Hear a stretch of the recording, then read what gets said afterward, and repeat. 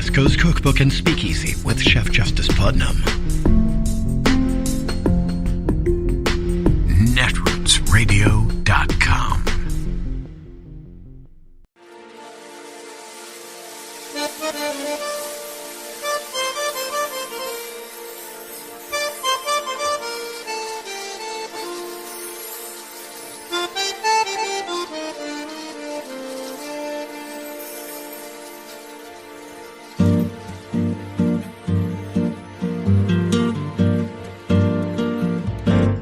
Je voudrais du soleil vert, des dentelles et des théières, des photos de bord de mer, dans mon jardin d'hiver. Je voudrais de la lumière, comme en Nouvelle-Angleterre. Je veux changer d'atmosphère, dans mon jardin d'hiver. Ma fleur sous la pluie de novembre, tes mains qui courent, je n'en peux plus de t'attendre. Les années passent, il est loin, là je tombe. Nul ne peut nous entendre. Je voudrais du Fred Astaire, revoir un latte. Well, the most important words in a New York judge's opinion and order today requiring Donald Trump and his children to testify under oath in depositions to the New York Attorney General appear in the last lines of the judge's 8-page opinion. But they are not the most revealing words, which may eventually become the most important words in the judge's opinion. We will come to those most revealing words in a moment. But first, here are, in an immediate sense, the most important words. Respondent Donald J. Trump is hereby ordered, 1, to comply in full within 14 days of the date of this order with that portion of the Office of Attorney General's subpoena seeking documents and information, and 2, to appear for a deposition within 21 days of the date of this order. Respondents Ivanka Trump and Donald Trump Jr. are also hereby ordered to appear for depositions within 21 days of the date of this order. The Trump lawyers say they will appeal the judge's ruling today, so those 21 days might be extended by appeal.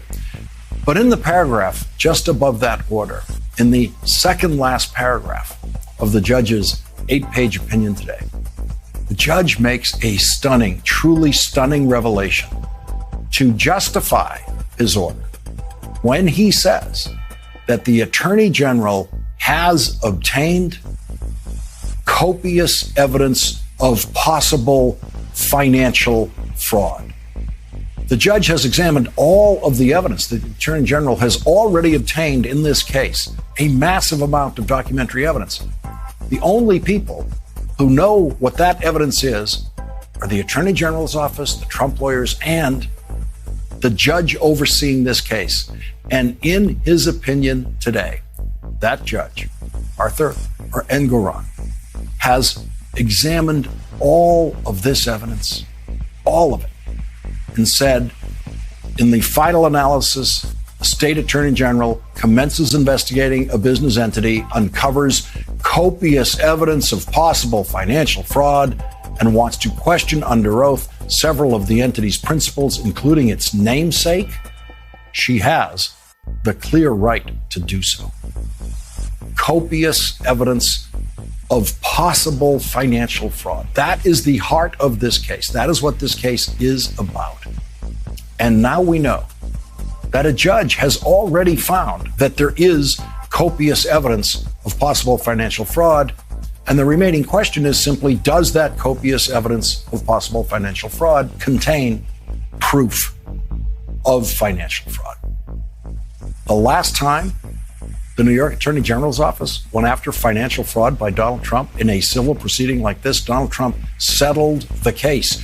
After swearing that he would never settle the case, Donald Trump settled that case. Donald Trump settled the New York Attorney General's case against Trump University and agreed to pay $25 million to the victims of Donald Trump's fraud in that case. The New York Attorney General's office has a record of crushing Donald Trump personally in fraud investigations.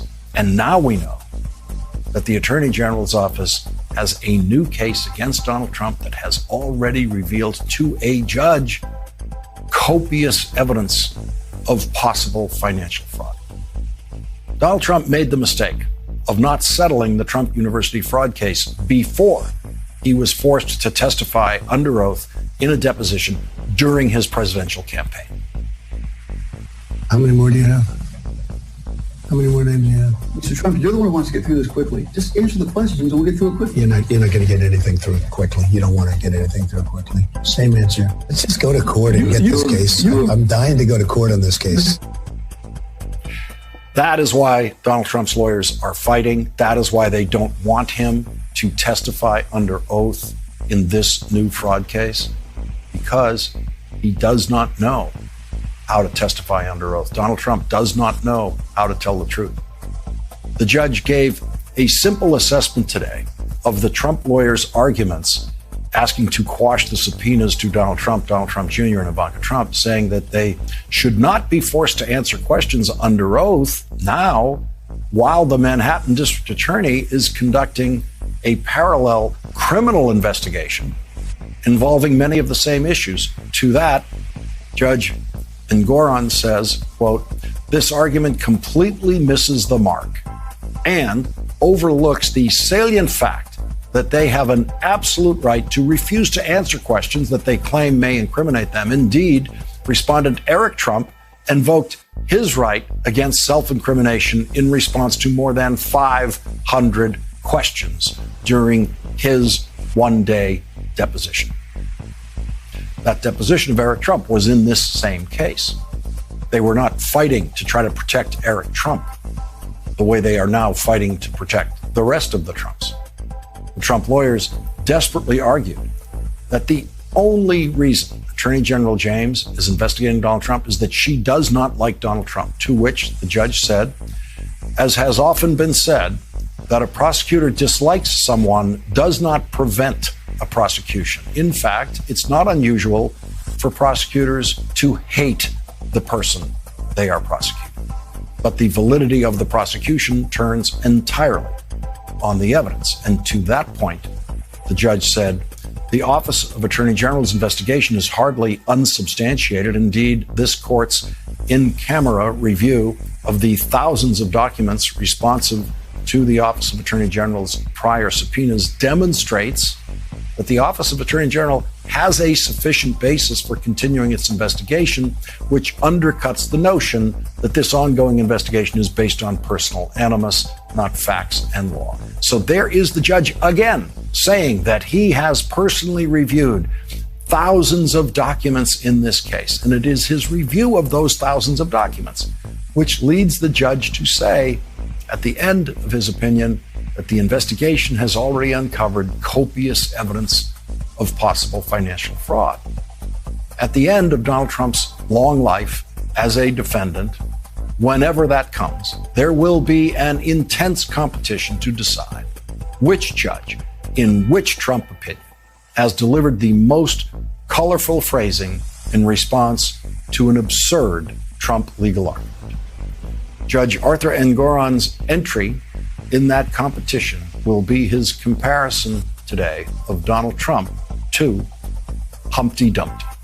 The judge felt compelled to invoke Humpty Dumpty when responding to the Trump team saying that Donald Trump's former accounting firm Mazars' decision last week to drop him as a client and refuse to continue to work on his tax returns and declare that the last 10 years of Trump financial statements cannot be relied upon as accurate means that Donald Trump did nothing wrong. To that, the judge wrote, The idea that an accounting firm's announcement that no one should rely on a decade's worth of financial statements that it issued based on numbers submitted by an entity somehow exonerates that entity and renders an investigation into its past practices moot is reminiscent of Lewis Carroll. When I use a word, Humpty Dumpty said, it means just what I chose it to mean, neither more nor less. George Orwell, war is peace, freedom is slavery, ignorance is strength, and alternative facts. To proclaim that the Mazars' red flag warning that the Trump financial statements are unreliable suddenly renders the Office of Attorney General's long-standing investigation moot is audacious as it is preposterous. It is Friday, the 18th of February of 2022, and you are in West Coast Cookbook and Speakeasy. I am your chef de cuisine, Justice Putnam.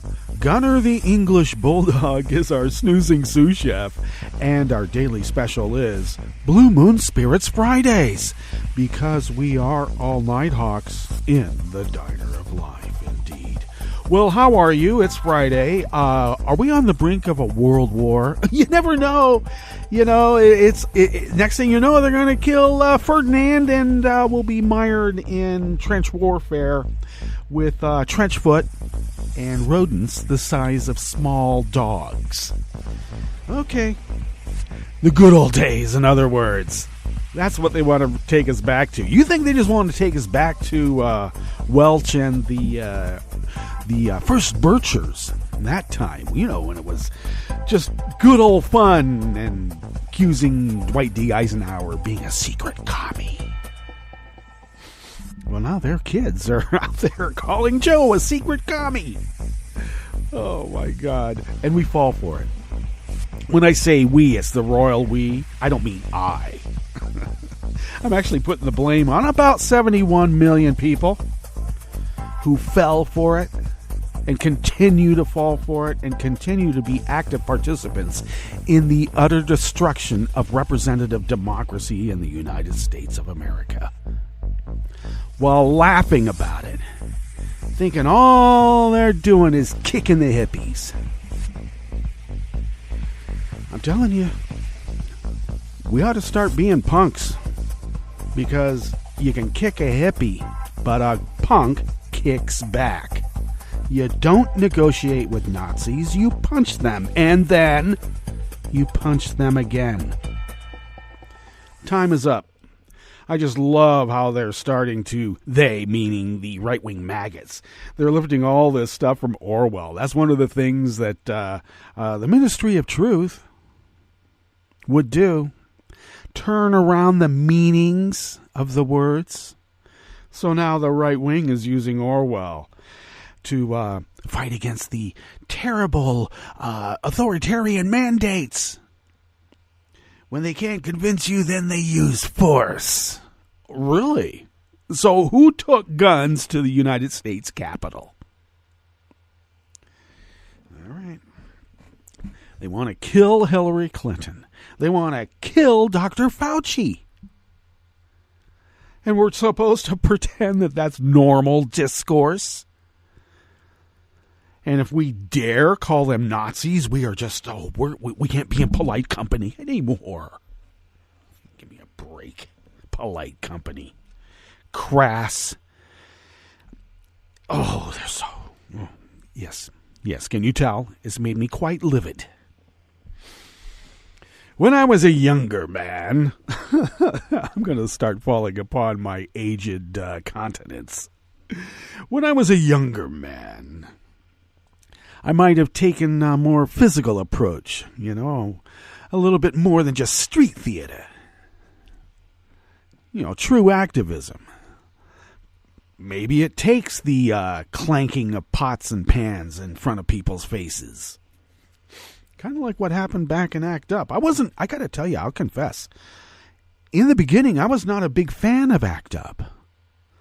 I thought that kind of street theater would be detrimental to the cause. And what was that cause? My friends in the Bay Area were dying of some mysterious disease. Oh, he had pneumonia. Really? It was just a little too weird. And then there were all the denials. And then it was all, oh, your gay friends, they're the cause of it. What? Gotta shun them from society. Okay, I guess so. Little sidebar here. That's when I first ran into Fauci, was during the AIDS crisis in the 80s. I was,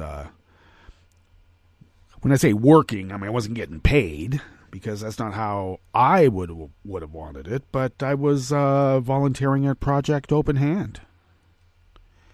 And ran into Fauci a few times at some fundraisers and other soirees. I mean, Berkeley can be a small town. It can be. It's very small, actually. When there's no kids in town, it's actually quite pleasant. It gets a little packed when school is in session. But anyway, I ran into Fauci quite a bit.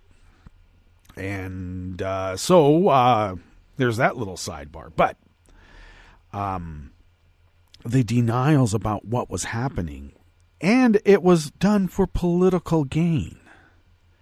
And yet, the foot soldiers that they activated made it very tough for certain people. And ACT UP had enough. And actually, now, even Fauci admits, kind of made it visible for everybody to see, didn't it? Kind of got a little uncomfortable with all the pots clanking in everybody's face. Well, we better do a little bit more than just hitting spoons on pots in Nazis' faces. Because they got some big, deep money, just like back in the old days. That's right. The Nazis wouldn't have been the Nazis if it hadn't been for, big-time corporations of the day. Like Bayer, Thyssen, a few others. They're around today, too. Repurposed, supposedly. Okay, well, I always say follow the right-wing money and you'll it'll be offshore. Not in the Caymans, but somewhere. You'll find it. Look in the Panama Papers, and that'll give you a clue. Okay, enough of that. It is Friday, and we do have a curated show to get out of the week on. So, let me just mention really quickly about Putin. Do not trust Putin. I mean, we've known that all along. He's a mobster with nukes. Now he's mobilized his nuke army. He's really rattling the sabers now, isn't he? And we have about 71 million people on his side here in this country. I'm not wearing a mask. I want to be around only white people. I don't want to have to read all this stupid history about the people we enslaved. I wish we could do it again and make them shut up. I know. But that's not going to happen, Bubba. Do not negotiate with Nazis. You have to punch the Nazi, and then you have to punch them again. You don't let them name military bases after their failed generals and admirals. You don't need to erect statues to their failed military leaders. Jesus, what are you? I'll tell you. It just seeps in and weakens the core, and look where we are now. That's right. Public health. I don't care about you. I got Jesus on my side. I can't believe that, I don't know, if there is supposedly a reckoning, I got to tell you, there's going to be a lot of wrecks in that reckoning. Okay, what is in this supposedly curated part of West Coast Cookbook and Speakeasy? Yes, at the top, you did hear Lawrence break it on down about the most revealing words in a New York judge's opinion requiring Trump and his children, I call them brats, the adult brats. They have to testify under oath, and those revealing words are copious evidence of possible financial fraud. How many times have you heard that before with Trump's, except you take out the possible and actually convicted of financial fraud. On the rest of the menu, Biden celebrated the Great Lakes infrastructure project Trump tried to kill because he wasn't getting, a little taste. He couldn't dip his beak. GOP House candidates have received $162,000 from the fake Trump electors. And the Justice Department launched a new program aimed at companies exploiting supply chain disruptions to price gouge in violation of federal antitrust laws. Apparently you can price gouge if you're in compliance. After the break, we move to the chef's table, where the United States denounced Bolsonaro's solidarity with Russia as the Ukraine crisis heats up. And Australia has added Hamas and a U.S. neo-Nazi group to its terrorist list. All that and more on West Coast Cookbook and Speakeasy. Bon appetit.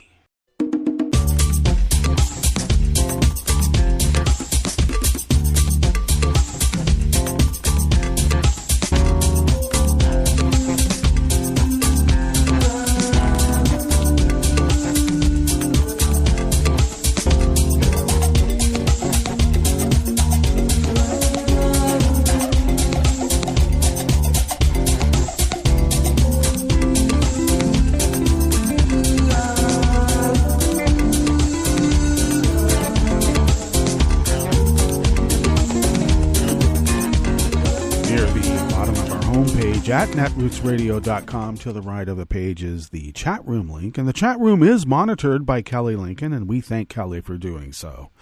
If you would look across from the chat room link, across to the left near the bottom of our homepage at netrootsradio.com, from the chat room link, you will then notice, hopefully, the link to our Patreon page. And if you could become a recurring Patreon of Netroots Radio, and if you could afford to send us what you might spend on an espresso-type coffee drink once a month, we are able to take those funds and stretch those dollars beyond compare. Even on the quantum level, we leave no strange quark unstretched. And then we are able to pay our bills, which allows us to fly under the radar because they still use that technology. And continue this resistance against the Nazi takeover of the United States of America and representative democracy itself by dark forces arrayed from around the world, apparently. Yeah, almost like a cabal. And we, in our small way, hopefully are, maybe a small bulwark against that terrible takeover. And we thank you for allowing us to fulfill our civic duty as the founders originally intended. I said originally, not orangely. Originally intended so many, many years ago. Indeed. Oh, did you know that the Green News Report is celebrating its 13 years of existence? Wow. And we've been here for almost 11 years. In less than a month and a half, is that right? Yeah, we're getting damn close here. Less than a month. Much less. We're almost there. We're almost at the end of February right now. We are, for all intents and purposes. We have been broadcasting here at Netroots Radio for almost 11 years, give or take a week. Well, we have a few weeks left until it's official. And we've been broadcasting the Green News Report for 11 of their 13 years. Wow. Time flies when you're resisting. Indeed. So congratulations, Desi and Brad, for this great anniversary. If you would like to follow Netroots Radio on Twitter, do so at Netroots Radio.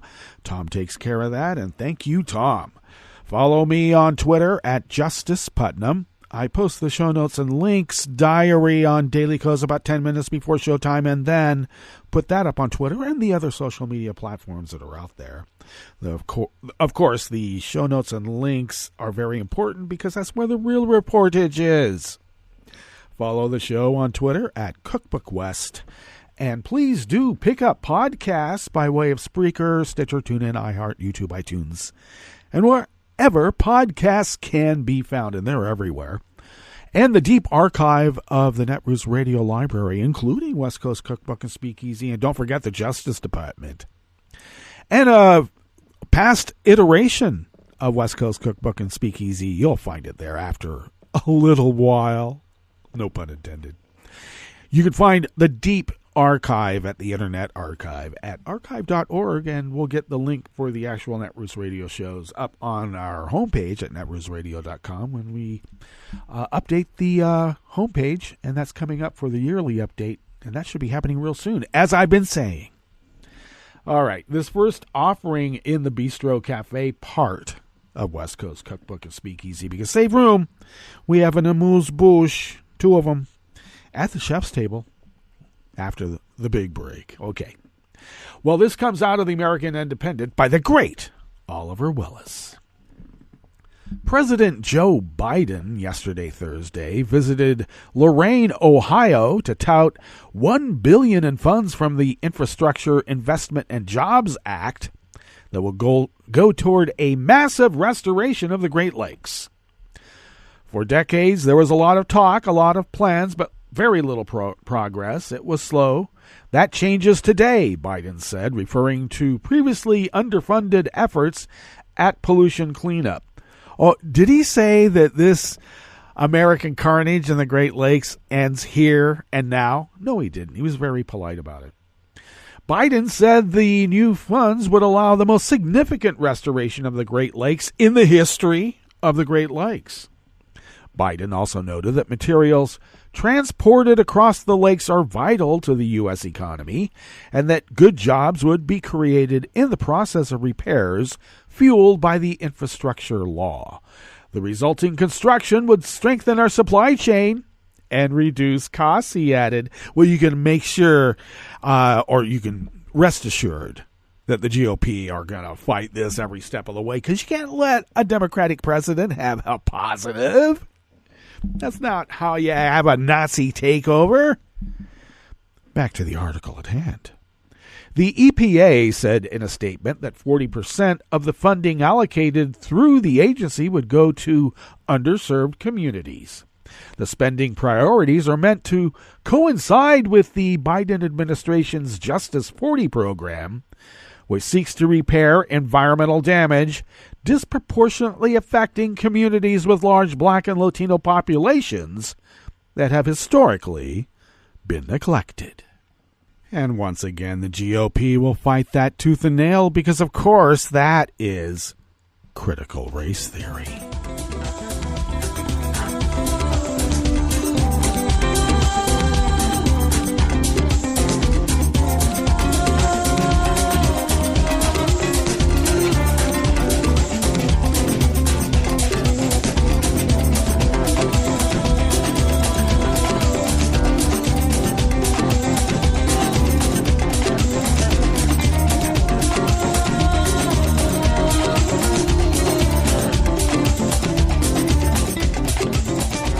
Josh Israel from the American Independent brings us this next offering here in the Bistro Cafe of West Coast Cookbook and Speakeasy Blue Moon Spirits Fridays.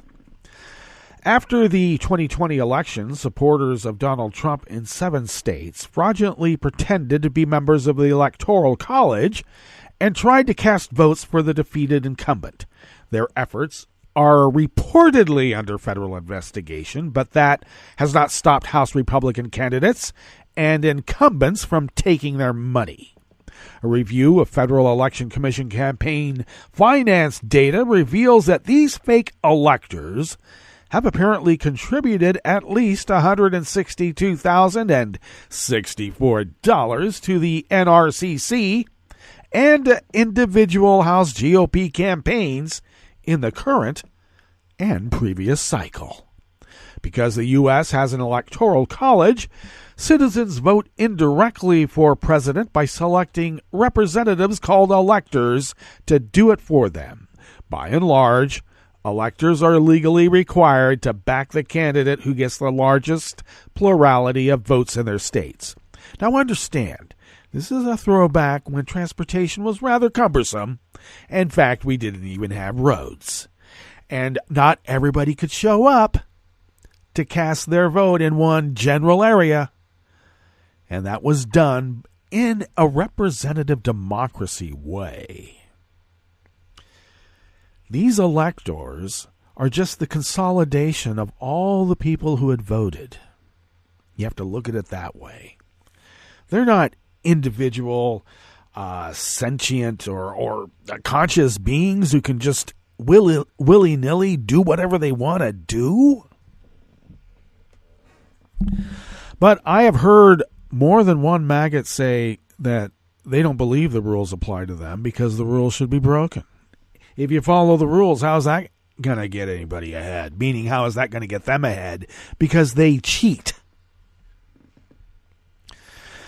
On Election Day in 2020, Joe Biden won Arizona, Georgia, Michigan, New Mexico, Nevada, Pennsylvania, and Wisconsin, thus winning all of their electors. But the losing pro-Trump slates gathered anyway and pretended to have won. The GOP electors in New Mexico and Pennsylvania wrote that their vote should be counted if the election was disputed, which Pennsylvania's results were. The others simply declared themselves the legitimate electors, even though they were not. Last March, American Oversight, an anti-corruption nonprofit organization, obtained the 7 phony certificates from the pro-Trump electors from those states. These revealed the 84 fake electors' names. At least 2 of them are themselves current candidates for public office, and how can that be? Former Representative Lou Barletta is currently seeking the GOP nomination for Pennsylvania governor, and Jim Layman is a Republican candidate for the U.S. Senate in Arizona.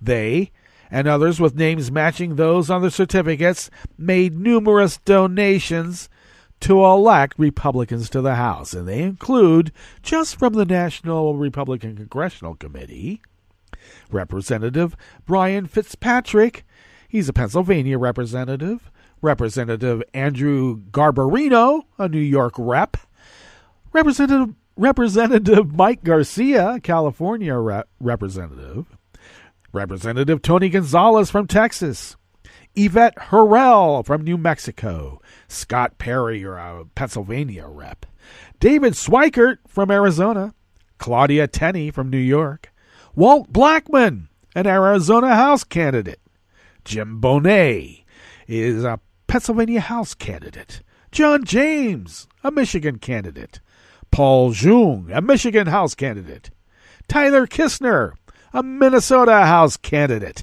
Alexis Martinez Johnson, the New Mexico House candidate, Matt Mowers, New Hampshire House candidate, Elijah Norton, Arizona House candidate, Lisa Scheller, Pennsylvania House candidate, Derek Van Orden, Wisconsin House candidate. And as of publication, no spokesperson for any of the candidates or incumbents had responded to a request for comment on this story.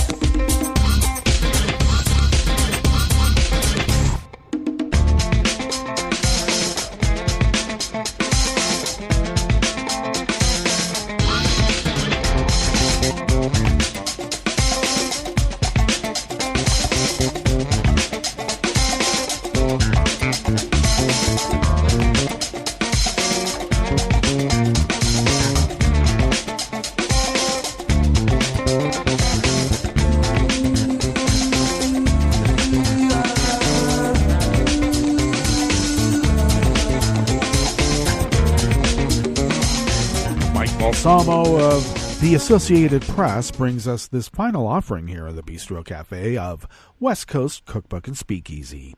The Justice Department, no personal relation, is launching a new initiative aimed at identifying companies that exploit supply chain disruptions in the U.S. to make increased profits in violation of federal antitrust laws. You know, price gouging during a crisis. The program, that was unveiled yesterday by the Justice Department's Antitrust Division and the FBI, comes amid ongoing supply chain struggles and labor shortages in the U.S. that have plagued retailers since the coronavirus pandemic began. The Justice Department lawyers worry that companies may, quote, seek to exploit supply chain disruptions for their own illicit gain, end quote. And if that's the case, the Justice Department and the FBI will prosecute antitrust violations they uncover, the department said. Those violations could include agreements between individuals and businesses to fix prices or wages or to rig bids. The U.S. government also has formed a working group focused on supply chain collusion, meant to share intelligence and detect global schemes, with officials in several other countries, including the UK, Australia, New Zealand, and Canada. Temporary supply chain disruptions should not be allowed to conceal illegal conduct, Assistant Attorney General Jonathan Cantor, who runs the Justice Department's Antitrust Division, said. The Antitrust Division, he continued, will not allow companies to collude in order to overcharge consumers under the guise of supply chain disruptions. In other words, they're jacking up inflation so they can blame it on Joe? My God, these people. All right, let's get to our break, and when we get back from that break, we will go through weather from around the world, and we will finish up with the stories that we've curated for you today. You are listening to West Coast Cookbook and Speakeasy, and we will be right back. You are listening to netrootsradio.com. Please hang up and try again.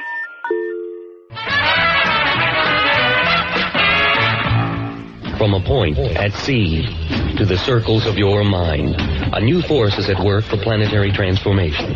New radio for a new Earth.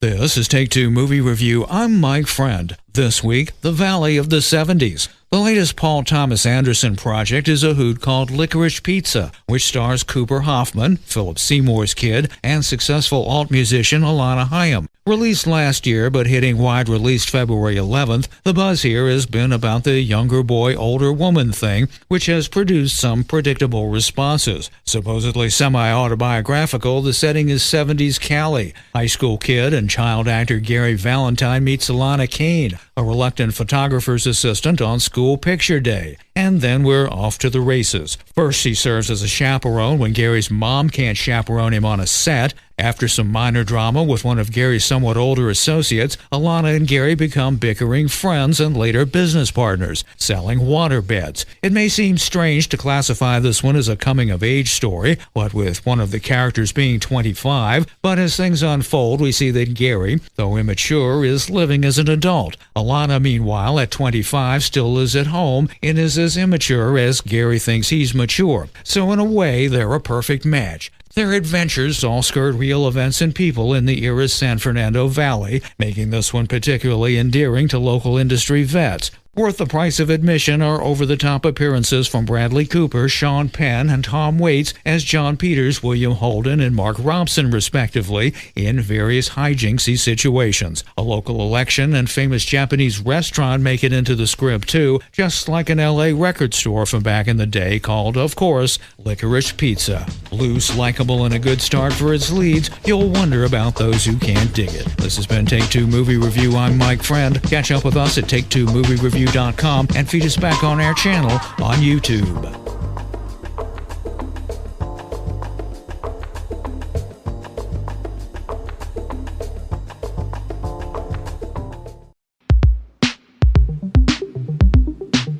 This is Scientific American's 60-Second Science. I'm Ashley Papp. Monogamy in animals, and let's be honest, in humans too, is a funny thing. Only a few animal species have been lumped into the one partner for life category, and even then, there are exceptions to those rules. Prairie voles are furry little rodents that live throughout North America. They're a particularly interesting species because they form lifelong partnerships. Annalise Beery, a behavioral neuroscientist with Smith College in Massachusetts and the University of California at Berkeley, studies vole monogamy in the wild and in the lab.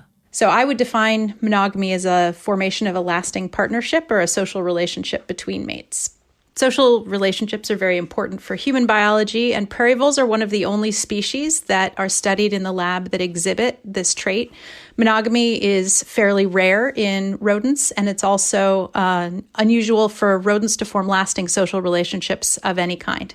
We already know about some things that support monogamy in the wild, like when mates are scarce and it makes sense to hold on to the one you're with, or when both sexes stick around to raise their young. But so far, there isn't one clear explanation as to why or how animals opt for only one partner. Whatever the reasons, staying monogamous requires effort from both sides. To better understand how lifelong bonding works, Beery and her team wanted to know if both male and female prairie voles make equal investments in making the long haul work. To find out, the researchers set up an experiment with 3 phases. In the first phase, they had to teach the prairie voles how to open a door controlled by a lever. It was actually really hard to get prairie voles to press a lever for a reward, and we had some voles who never learned the task, and they were not included in the study. We had other voles who learned to press the lever in non-typical ways. One female liked to sit on the lever in order to activate it. And then one day, something clicked and she turned around and started pressing it with her paw and getting the food pellet in the ordinary way. The team built on that skill by associating the lever pressing with a door opening. In phase 2, there were 2 doors controlled by 2 different levers. One of the doors led to a cushy rodent pad complete with wood shavings, fresh produce, and even Cheerios, while the other led to a shallow pool of water. And just FYI, these rodents really aren't into swimming pools. The voles could distinguish between 2 doors, 2 levers, and 2 different outcomes. And ultimately, both the males and females overwhelmingly pressed the lever that took them into the cushy chamber over the water torture. In phase 3, they took a quick break from the lever pressing and introduced each vole to a member of the opposite sex. The 2 voles got 48 hours to bond and grow fond, and then the lever pressing resumed. Each of the trained voles were given the option of 2 levers and 2 doors again. But this time, one of the doors led to their partner, and the other led to a new member of the opposite sex. After all the little vole-sized levers were pulled, Beery and her team analyzed the results. They found that even when it comes to monogamous prairie voles, males and females sometimes have different priorities. So females worked hardest to get to familiar male mates versus unfamiliar strangers. The males were interesting because they showed diverse behaviors. Some of them acted like the females and worked hardest to get to their mates consistently over the course of the study. Other males consistently worked hardest to get to unfamiliar females, and yet other males were sort of intermediate, where they would press more for a familiar female on one day and an unfamiliar female on the next day. Their results were published in the journal Genes, Brain, and Behavior. Overall, this points to a big difference between the sexes when it comes to social motivation.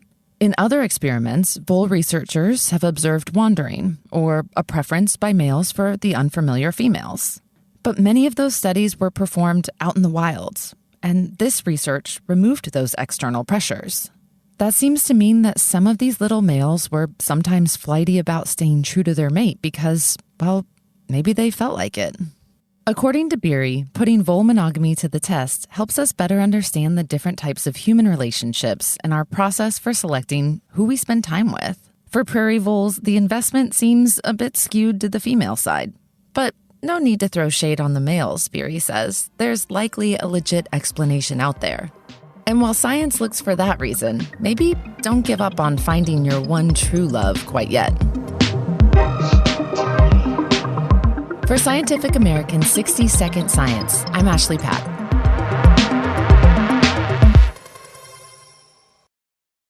Hi, I'm Tom Hartman, and since you're listening to netrootsradio.com, show your progressive side and go to the donate button on the bottom of the homepage. It's progressives like you who power Netroots Radio and keep the progressive message beaming everywhere 24 hours a day. Just go to our donate button at the bottom of netrootsradio.com. Thank you for keeping progressive radio at full power.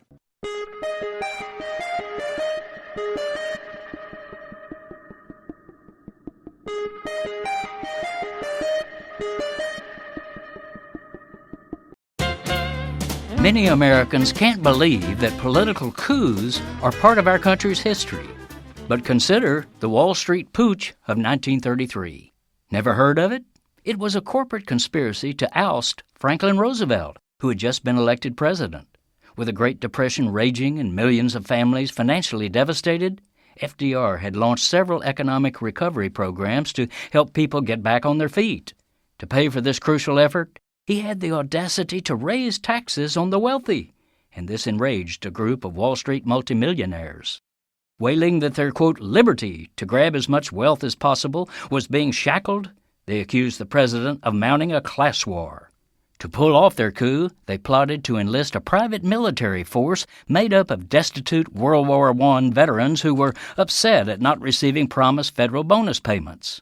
One of the multimillionaire's lackeys reached out to a well-respected advocate for veterans, retired Marine General Smedley Darlington Butler.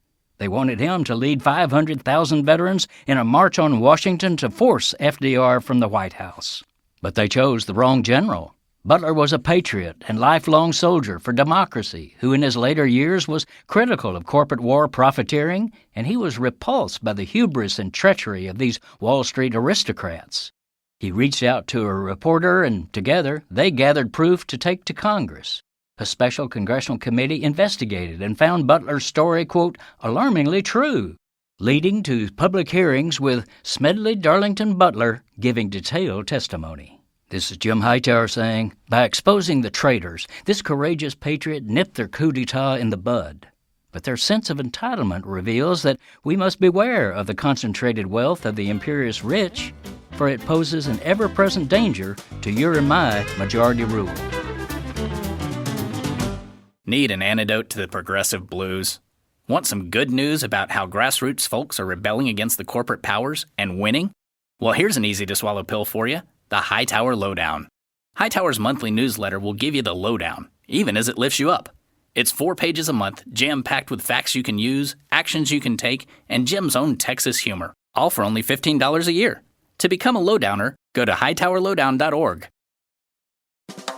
Slavery was an unequivocal evil for Africans taken from their homelands and forced to labor in the New World. Even for slaveholders, slavery was a two-edged sword. It allowed slaveholders to exploit the labor of African Americans without paying them, making agriculture immensely profitable. But they lived in constant fear of their slaves running away, and most of all, organizing an armed rebellion. One of the compromises made by the framers of the Constitution was to insert the Fugitive Slave Clause into Article 4, Section 2.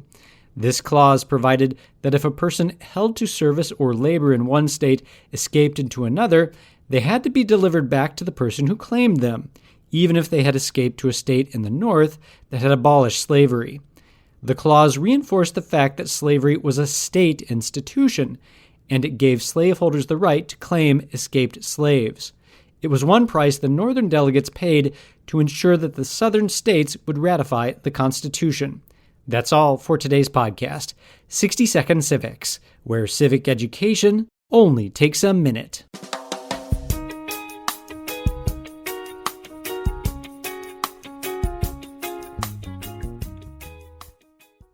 It was a good day for the free press. I'm Bill Newman, and this is the Civil Liberties Minute. And that was the statement of the chief executive of the New York Times after the jury and judge ruled against Sarah Palin in her libel suit against the paper. Palin's claim was based on a 2017 editorial that asserted that Palin had a causal connection to the 2011 mass shooting in Arizona that left 6 dead and 14 others wounded, including Congresswoman Gabrielle Giffords. The Times got it wrong. Contrary to the editorial, there was no evidence that Palin had incited the shooter. But Palin lost because she's a public figure. And a public figure in a libel case must prove that the newspaper published the falsehood knowing that it was false or with reckless disregard for whether it was true or not, what the law calls actual malice. It's a high standard, protective of the press, established by the Supreme Court in the 1964 case of New York Times versus Sullivan. But after the verdict, the press is not resting easy. Palin's case laid bare the Times' sloppy journalism in this instance, mitigated by its prompt correction and retraction. But this case has focused debate on how, in this case, or more likely in another, the High Court will rule on how much a free press, guaranteed by the First Amendment, should be protected, on whether New York Times versus Sullivan should be affirmed or not. The Civil Liberties Minute is made possible by the ACLU because freedom can't protect itself. I'm Rick Smith, and this is Labor History in 2. On this day in labor history, the year was 1946, in what is known as the Royal Indian Navy Revolt. The HMS Talwar was in Bombay Harbor. Indian workers on the ship went on strike. They refused orders from British naval officers. The workers were protesting the abysmal working conditions as well as the awful food they were being served. By the next day, the revolt had spread to British naval facilities on shore. Indian workers had torn down the Union Jack British flag and hung red flags in its place. They took over a local radio station and began broadcasting news of the revolt. As the news of the strike spread to other ports, it grew to include some 20,000 Indian sailors and 74 ships. Workers from the city of Mumbai, also known as Bombay, went on a general strike in support of the cause. The British military cracked down harshly on this defiance. 7 sailors were killed and nearly 500 were court-martialed. The revolting strikers did not receive support from Mahatma Gandhi or most Indian nationals who did not support the striking workers' tactics. Yet, the sailors had demonstrated the deep dissent within the ranks of the British Navy in India. Before they surrendered, the striking naval workers drafted a resolution. It read, in part, "Our uprising was an important historical event in the lives of our people. The coming generations, learning its lessons, shall accomplish what we have not been able to achieve. Long live the working masses, long live the revolution." Indian independence became a reality a year later in 1947. Recognition of the revolting heroes came in the 1970s as the strikers were honored by the Indian government. The Indian Navy named 2 ships after Madan Singh and B.C. Dutt. A memorial to the workers is also located in Mumbai. Labor History in 2 brought to you by the Illinois Labor History Society and The Rick Smith Show.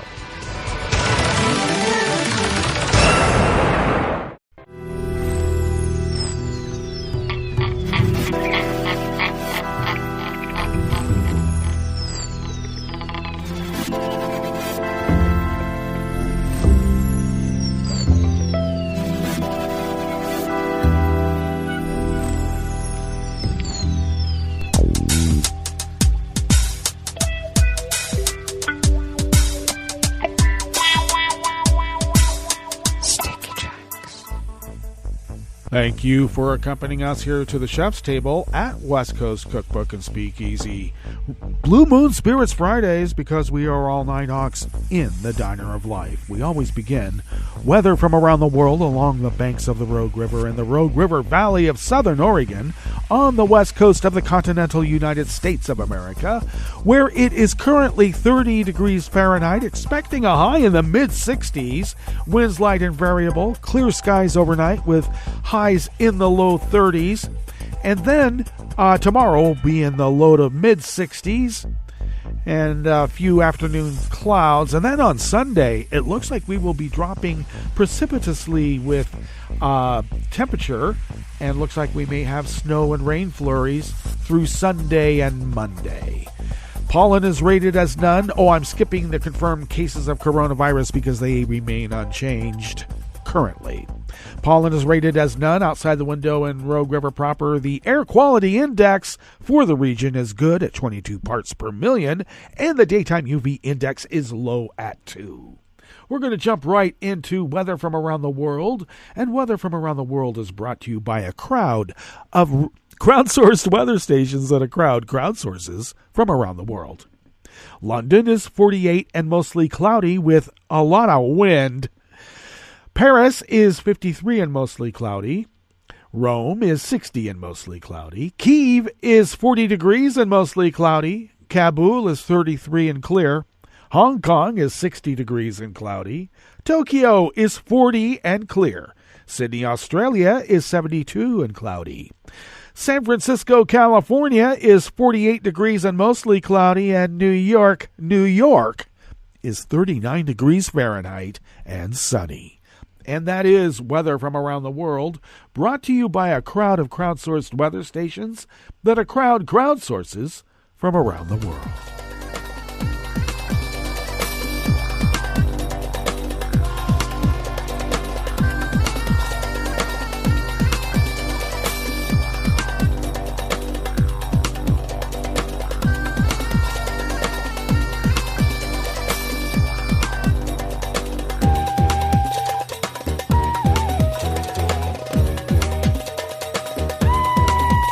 Sandra Paragusu of Reuters brings us this first amuse-bouche here at the chef's table at West Coast Cookbook and Speakeasy.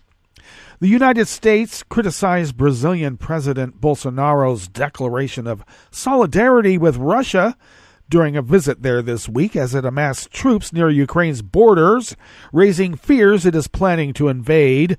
The timing of the president of Brazil expressing solidarity with Russia, just as Russian forces are preparing to launch attacks on Ukrainian cities, could not be worse, the State Department said. It undermines international diplomacy directed at averting a strategic and humanitarian disaster, as well as Brazil's own calls for a peaceful resolution to the crisis. Brazil's foreign ministry and spokespeople for Bolsonaro did not immediately respond to a request for comment on the U.S. statement. The U.S. comment amounted to unusually brusque criticism of the government of Latin America's largest country, with which the United States usually has cordial relations.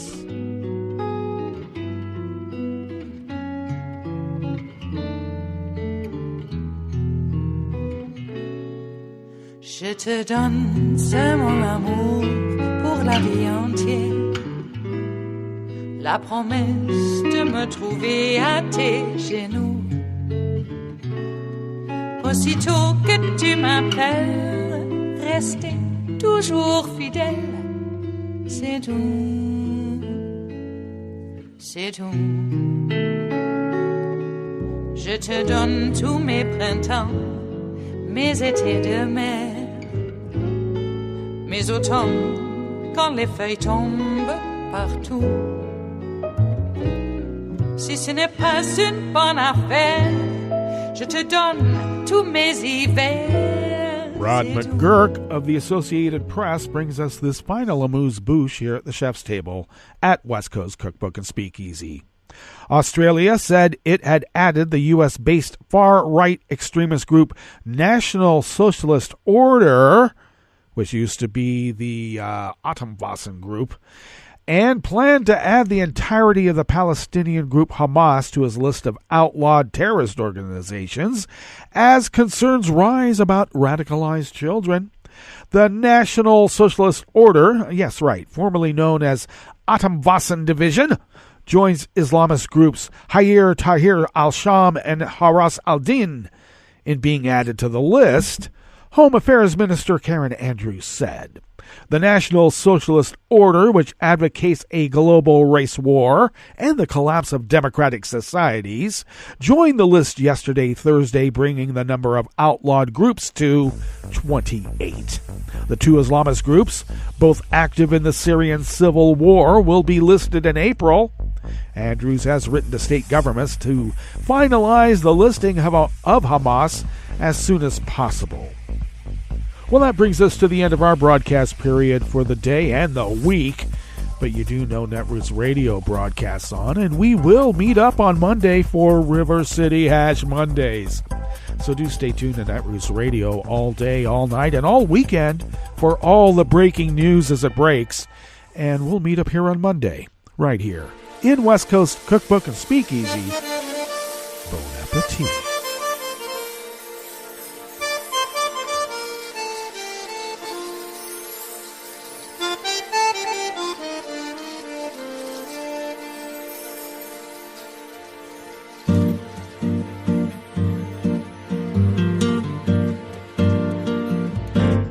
Je voudrais du soleil vert, des dentelles et des théères, des photos de bord de mer, dans mon jardin d'hiver.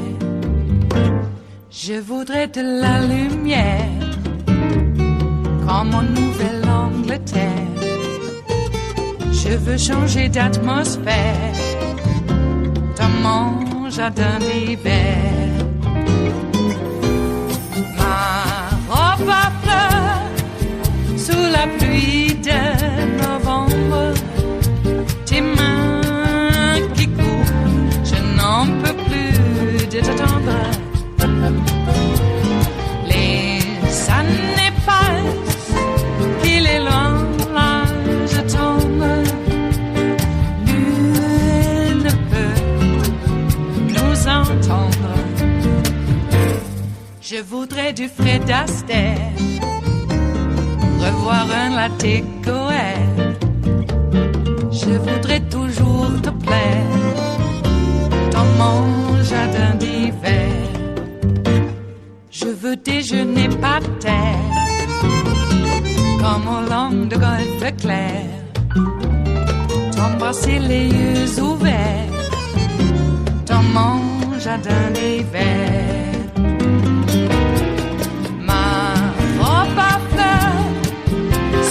Pluie de novembre, tes mains qui courent, je n'en peux plus de t'attendre. Les années passent, il est loin, là je tombe. Nul ne peut nous entendre. Ba-da-da-dum-di-da-dum. Ba-da-da-dum-di-da-dum. Ba-da-da-dum-di-da-dum. Dans mon jardin d'hiver. Ba-da-da-dum-di-da-dum. Ba-da-da-dum-di-da-dum. Ba-da-da-dum-di-da-dum. Dans mon jardin d'hiver.